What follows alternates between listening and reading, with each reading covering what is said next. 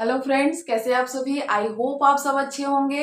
और आप लोगों को क्लास स्टार्ट करने से पहले मैं एक अपडेट दे दूं कि इससे पहले जो मेरे चैनल का नेम था वो था स्टडी विद निकिता। जैसे सभी करते हैं वैसे मैंने भी कर लिया था। मैंने अपने चैनल का नेम जो अपने नेम पे, जैसे मेरा नाम निकिता सिन्हा है तो मैंने रख लिया स्टडी विद निकिता।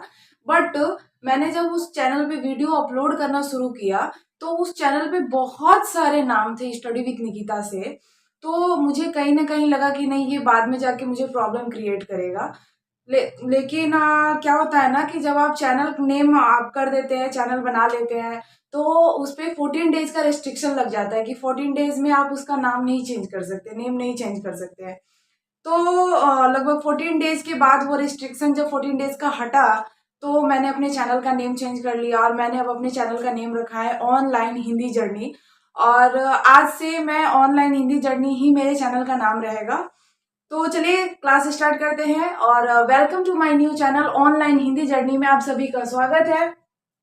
आज की क्लास में आप सभी का स्वागत है। और आज का जो हमारा टॉपिक है वो है वर्ण विचार पे। आप लोग देख सकते हैं वर्ण विचार का जो मेरा फर्स्ट वीडियो था, इससे पहले वाला जो पार्ट था उसमें मैंने आप लोग को वर्ण के बारे में बताया था, वर्णमाला के बारे में बताया था।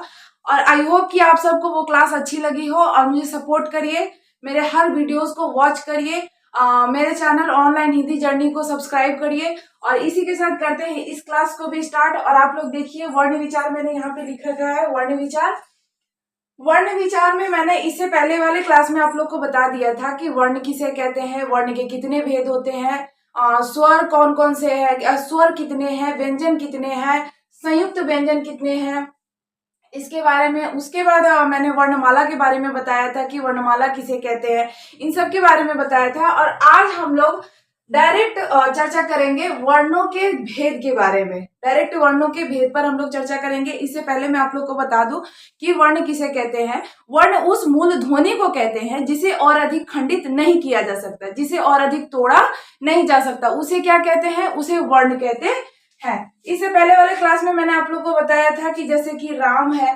तो राम को जो हम लोग तोड़ेंगे तो ये हो जाएगा र हलंत जमा आ जमा म हलंत जमा अ, ये हो जाएगा इसका। इससे ज्यादा हम इसे नहीं तोड़ सकते हैं, इसीलिए इसे क्या कहेंगे, हम इसे वर्ण कहेंगे। कि वर्ण उस मूल ध्वनि को कहते हैं जिसे और अधिक खंडित नहीं किया जा सकता। वर्ण के कितने भेद होते हैं, वर्ण के दो भेद होते हैं, स्वर और व्यंजन। वर्ण के कितने भेद होते हैं, स्वर और व्यंजन। तो आइए सबसे पहले हम लोग स्वर के ऊपर चर्चा करते हैं। इससे पहले वाले क्लास में मैंने आप लोगों को बताया था कि स्वरों की संख्या जो है वो 10 मानी गई है उच्चारण के आधार पर, और लेखन के आधार पर जो स्वरों की संख्या है वो 13 मानी गई है। तो अभी हम लोग उच्चारण के आधार पर जो स्वर की संख्या है उसके बारे में जानेंगे। तो उच्चारण के आधार पर स्वर की संख्या 10 है। तो कौन कौन सी है, उससे पहले हम जानते हैं कि स्वर कहते किसे हैं। स्वर किसे कहते हैं उससे पहले हम जानते हैं कि स्वर किसे कहते हैं। तो सबसे पहले हम जानेंगे स्वर के बारे में। स्वर कहते किसे हैं। हम लोग के दिमाग में जब कोई भी शब्द आता है तो हम सोचते हैं कि ये क्या है, इसके बारे में हमें सोचना जरूरी भी है। जब स्वर का नाम हम सुनते हैं तो हम सोचते हैं कि स्वर क्या है। तो सबसे पहले उसके बारे में हम लोग जानते हैं, स्वर किसे कहते हैं। स्वर स्वतंत्र रूप से बोले जाने वाले वर्ण क्या कहलाते हैं, स्वर कहलाते हैं। स्वतंत्र रूप से बोले जाने वाले वर्ण स्वर कहलाते हैं, यानी कि उस वर्ण को बोलने में हमें किसी भी दूसरे वर्ण की सहायता नहीं लेनी पड़ती है, उसे क्या कहते हैं, स्वर कहते हैं। स्वतंत्र रूप से बोले जाने वाले वर्ण क्या कहलाते हैं, स्वर कहलाते हैं। उच्चारण की दृष्टि से स्वर की संख्या कितनी है, 10 है। और लेखन की दृष्टि से स्वर की संख्या 13 मानी जाती है। मैंने आप लोग को इससे पहले वाले क्लास में बताया था कि लेखन के आधार पर जो स्वरों के जो वर्णों का उच्चारण होता है उससे ज्यादा उपयुक्त माना जाता है। उच्चारण के आधार पर जो वर्णों की संख्या है उसको ज्यादा उपयुक्त, ज्यादा प्रभावशाली माना गया है। तो स्वतंत्र रूप से बोले जाने वाले वर्ण क्या कहलाते हैं, स्वर कहलाते हैं। स्वर किसे कहते हैं, स्वतंत्र रूप से बोले जाने वाले वर्ण को स्वर कहते हैं। उच्चारण की दृष्टि से स्वरों की संख्या कितनी है, उच्चारण की दृष्टि से स्वर की संख्या 10 है। और वो कौन कौन से हैं, आइए इसके बारे में हम लोग जानते हैं।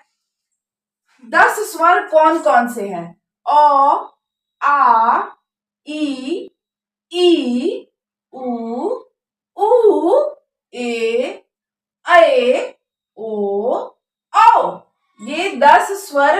जाते हैं। ये 10 स्वर है।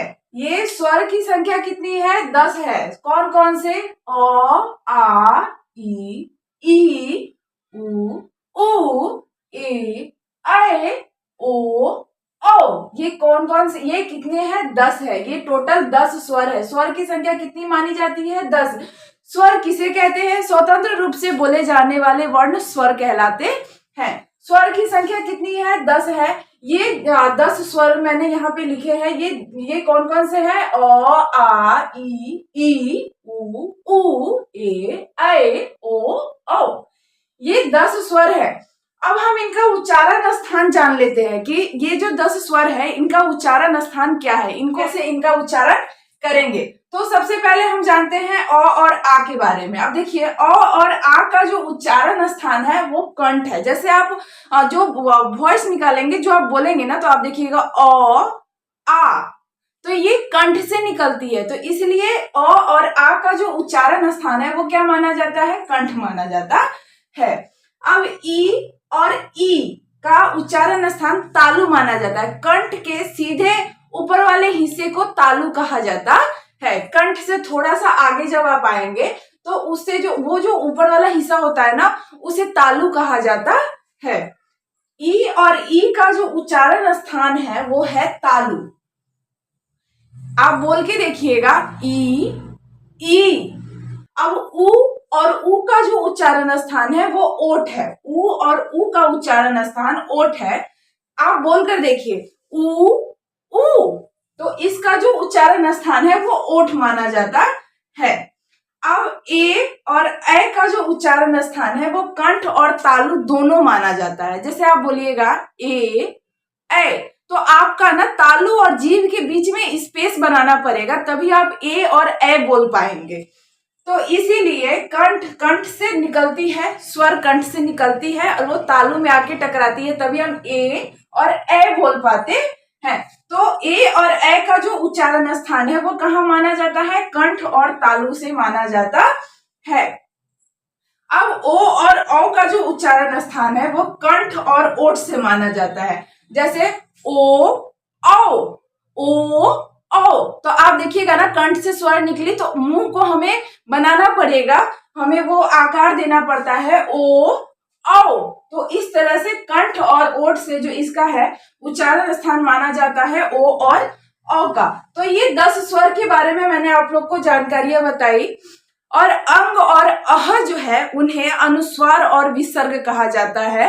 अंग और अह को अनुस्वार और विसर्ग कहा जाता है। इसके बारे में मैं आगे आप लोग को बताऊंगी कि अनुस्वार और विसर्ग किसे कहते हैं और उनका उच्चारण कहाँ होता है, कैसे उनका उपयोग किया जाता है। इसके बारे में मैं आप लोग को आगे की क्लास में बताऊंगी। आप लोग बने रहिए इस क्लास में और मेरे चैनल ऑनलाइन हिंदी जर्नी को सपोर्ट करिए, सब्सक्राइब करिए मेरे चैनल को, मेरे हर वीडियो को वॉच करिए, हर क्लास को लाइक करिए और आप लोग मुझे सपोर्ट करिए ताकि मैं और आगे आप लोग को अच्छे से अच्छे क्लास लेकर आ पाऊं। तो ये 10 स्वर थे। ये स्वर जो थे, स्वर किसे कहते हैं इसके बारे में मैंने आप लोग को बताया। और ये स्वर कौन कौन से थे इसके बारे में भी मैंने बताया। स्वर का जो उच्चारण स्थान है स्वरों का वो कहाँ से होता है इसके बारे में मैंने आप लोग को बताया है। अब हम लोग बढ़ते हैं व्यंजन की तरफ। व्यंजन कौन कौन से हैं, व्यंजन किसे कहते हैं, व्यंजन का उच्चारण स्थान क्या है, इसके तरफ बढ़ते हैं। तो हम लोग जानते हैं व्यंजन के बारे में और चलिए स्टार्ट करते हैं व्यंजन के बारे में। तो चलिए फ्रेंड्स अब स्टार्ट करते हैं। स्वर के बारे में हम लोगों ने जान लिया, स्वर कौन कौन से है इसके बारे में हम लोगों ने जाना। अब हम व्यंजन के बारे में जानते हैं कि व्यंजन किसे कहते हैं, व्यंजन कौन कौन से हैं इसके बारे में जानते हैं। सबसे पहले जानते हैं कि व्यंजन कहते किसे हैं। व्यंजन किसे कहते हैं? स्वर की सहायता से बोले जाने वाले वर्ण व्यंजन कहलाते हैं। स्वरों की सहायता से यानी कि स्वर की सहायता से जो वर्ण बोले जाते हैं उसे क्या कहते हैं? व्यंजन कहते हैं। वो क्या कहलाते हैं? व्यंजन कहलाते हैं। अब हम बताते हैं आप लोगों को कि व्यंजन की संख्या। इससे पहले वाले क्लास में मैंने आप लोग को बताया था कि उच्चारण की दृष्टि से स्वर की संख्या 10 है। व्यंजन की संख्या 35 है और 4 संयुक्त व्यंजन है। तो अब हम जानते हैं स्वर 10 कौन कौन से हैं, ये मैंने आप लोग को बताया। अब हम जानते हैं कि 35 व्यंजन कौन कौन से हैं और 4 संयुक्त व्यंजन कौन कौन से हैं। इन्हें हम क्या क्या बोल सकते हैं, इन्हें हम क्या चीज से उच्चारण करते हैं। तो देखिए, व्यंजन की संख्या 35 एवं 4 संयुक्त व्यंजन है। व्यंजन की संख्या कितनी है? 35 और 4 कौन कौन सा संयुक्त व्यंजन है इसके बारे में हम लोग जानेंगे। तो व्यंजन की संख्या देखिए, क, ख, ग, घ, अंग। तो ये क से स्टार्ट होता है, इसीलिए इस वर्ग को क वर्ग कहा जाता है और प्रत्येक वर्ग में 5-5 जो वर्ण है उन्हें रखा गया है। तो क से स्टार्ट होने वाले वर्ग को हम क वर्ग कहेंगे। क वर्ग में 5 वर्ण आते हैं, कौन कौन से? क, ख, ग, घ, अंग। अब देखिए, यहाँ च से स्टार्ट होता है, तो इसीलिए इसे हम चवर्ग का नाम देते हैं। और हम जानते हैं कि चवर्ग में कौन कौन से वर्ण आते हैं? च, छ, ज, झ, य। च वर्ग में भी 5 वर्ण है। अब देखिए, ट वर्ग में भी 5 वर्ण है और ट से स्टार्ट हो रहा है, इसीलिए इसे ट वर्ग कहते हैं। ट वर्ग में कौन कौन से वर्ण हैं ये जानते हैं। ट, ठ, ड, ढ, ण, ये 5 वर्ण है। इसमें जो है 2 वर्ण द्विगुण व्यंजन है, यानी कि ड के नीचे जो ये बिंदी लगी हुई है और ये ढ के नीचे जो बिंदी लगी हुई है, ये द्विगुण व्यंजन माने जाते हैं। तो ये द्विगुण व्यंजन 2 है, ये द्विगुण व्यंजन है, ड और ढ बिंदु वाले। इसके बाद हम जानते हैं तो यहाँ त से स्टार्ट हो रहा है, इसीलिए इस वर्ग को हम क्या कहेंगे? त वर्ग कहेंगे। त वर्ग में हम जानते हैं कि कौन कौन से वर्ण आते हैं। त, थ, द, ध, न। अब इसके बाद हम देखते हैं प से स्टार्ट होने वाले वर्ग को हम प वर्ग का नाम देते हैं। और प वर्ग में कौन कौन से वर्ण आते हैं ये देखिए, प, फ, ब, भ, म। प वर्ग में ये सारे वर्ण आते हैं। तो इनकी संख्या कितनी है? अब आप लोग काउंट करके खुद देख लीजिए। 5, 10, 15, 20, 25 और 2 द्विगुण व्यंजन है। 2 कितने हैं? द्विगुण व्यंजन है। लेकिन अभी ये कंप्लीट नहीं हुआ है, अभी हमें इसके आगे भी जानना है।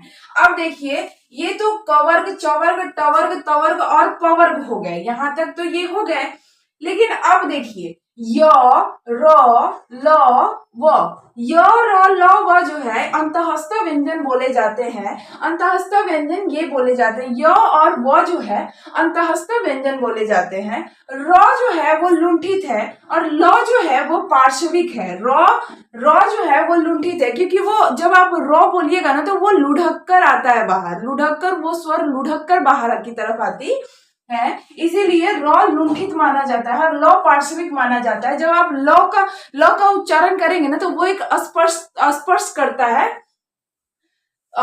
वो ल जो है वो स्पर्श व्यंजन है, ल जो है वो पार्श्विक, यानी कि वो स्पर्श करता है, इसीलिए ल पार्श्विक है और र लुंठित है, क्योंकि र जो है वो लुढ़क कर हमारे मुख से बाहर की तरफ आता है, इसीलिए य, र, ल, व को अंतःस्थ व्यंजन माना जाता है। र लुंठित है, ल पार्श्विक है। अब देखिए, श, श, स, ह, ये जो है ये ऊष्म व्यंजन माने जाते हैं। ये ऊष्म व्यंजन माने जाते हैं क्योंकि इनका जब उच्चारण आप करिएगा ना तो इनके उच्चारण के क्रम में आपके मुख से जो है ना एक ऊष्मा निकलती है, एक ऊष्मा निकलती है, गर्माहट निकलती है। जब आप बोलिएगा ना श, स, स, ह, तो एक ऊष्मा निकलती है मुंह से, इसीलिए मुख से एक ऊष्मा निकलती है, इसीलिए इसे जो है ऊष्म व्यंजन कहा जाता है। अब देखिए, अब ये है, अब देखिए छ, त्र, ज्ञ और स्र, ये जो है ये संयुक्त व्यंजन माने जाते हैं। ये संयुक्त व्यंजन माने जाते हैं। छ, त्र, ज्ञ और स्र जो है ये संयुक्त व्यंजन माने जाते हैं। और देखिए इनका जो ये है, इनका जो संयुक्ताक्षर है उसके बारे में भी जान लीजिए। छ जो है वो क हलंत जमा श से बना हुआ है। छ जो है वो क हलंत जमा स से बना हुआ है। त्र जो है त्र वो त हलंत हलंत जमा र से बना हुआ है। ज्ञ जो है वो ज हलंत जमा य से बना हुआ है। श्र जो है वो श हलंत जमा र से बना हुआ है। तो ये जो थे ये 4 संयुक्त व्यंजन माने जाते हैं। तो ये जो जितने भी वर्ण मैंने अभी आप लोग को बताए हैं, इन सबको क्या कहा जाता है? इन सबको व्यंजन कहा जाता है। व्यंजन की संख्या मैंने आप लोग को बताई थी कितनी है? 35। तो आप काउंट करके देख लीजिए 35 है या नहीं। 5, 10, 15, 20, 25, 26, 27, 28, 29, 30, 31, 32, 33। ये 33 हो गए। और 2 द्विगुण व्यंजन जो है ड और ढ, तो ये टोटल कितने हो गए? 35। ये कितने हो गए? 35 ये हो गए। और 4 जो है संयुक्त व्यंजन माने जाते हैं। 4 संयुक्त व्यंजन माने जाते हैं। तो व्यंजन की संख्या कितनी मानी जाती है? 35। और कौन कौन से हैं इसके बारे में मैंने आप लोग को बताया है। संयुक्त व्यंजन जो है वो छ, त्र, ज्ञ और श्र माने जाते हैं। श, श, स, ह जो है वो ऊष्म व्यंजन माने जाते हैं। य, र, ल, व को अंतःस्थ व्यंजन कहा जाता है, जिसमें कि र जो है वो लुंठित है, क्योंकि वो लुढ़क कर हमारे मुख से बाहर की तरफ आता है उसकी ध्वनि। ल जो है वो पार्श्विक है, क्योंकि ल का जब उच्चारण हम करते हैं तो वो हमें हमारे मुख के किसी भाग विशेष को स्पर्श करती है, इसीलिए ल जो है वो पार्श्विक है। और ये मैंने आप लोग को बताया क वर्ग, च वर्ग, ट वर्ग, त वर्ग और प वर्ग जो है वो स्पर्श व्यंजन है, क्योंकि ये हमारे मुख के किसी भाग विशेष को स्पर्श करके उच्चारित होती है, इसीलिए इन सारे वर्ग को क्या कहा जाता है? स्पर्श व्यंजन कहा जाता है। और व्यंजनों की संख्या कितनी है? 35 और 4 संयुक्त व्यंजन हैं। तो आज की क्लास में मैंने आप लोग को बताया कि स्वर किसे कहते हैं, व्यंजन किसे कहते हैं, स्वरों की संख्या कितनी है, व्यंजनों की संख्या कितनी है, स्वर कौन कौन से हैं, व्यंजन कौन कौन से हैं, इसके बारे में मैंने आप लोग को बताया। और तो ये वर्ण विचार के बारे में आज मैंने आप लोग को बताया कि वर्ण विचार में हमें क्या क्या पढ़ना था। इससे पहले वाले क्लास में मैंने आप लोग को और बातों के बारे में बताया था, वर्ण विचार के बारे में और कुछ मैंने आप लोग को बताया था। आप लोग मेरे इससे पहले वाले क्लास में जाकर के देख सकते हैं। और आज की क्लास में मैंने आप लोग को स्वर के बारे में बताया, व्यंजन के बारे में बताया। आई होप कि आपको आज की क्लास अच्छी लगी हो। अगर अच्छी लगी हो तो मेरे चैनल ऑनलाइन हिंदी जर्नी को सब्सक्राइब करिए, मेरे हर क्लास को वॉच करिए, लाइक करिए और कमेंट करके बताइए। अगर आप लोग को कोई गलतियां नजर आती हैं तो कमेंट करके बताइए। आई होप कि मैं उस चीज को जरूर सुधार करूंगी और आप लोग मुझे सपोर्ट करिए, ताकि मैं और अच्छे से अच्छे वीडियोज, अच्छे से अच्छे क्लास आप लोग के सामने लेकर आ पाऊं। और इसी के साथ करते हैं इस क्लास को एंड। मिलते हैं नेक्स्ट क्लास में, तब तक के लिए बाय। ओके।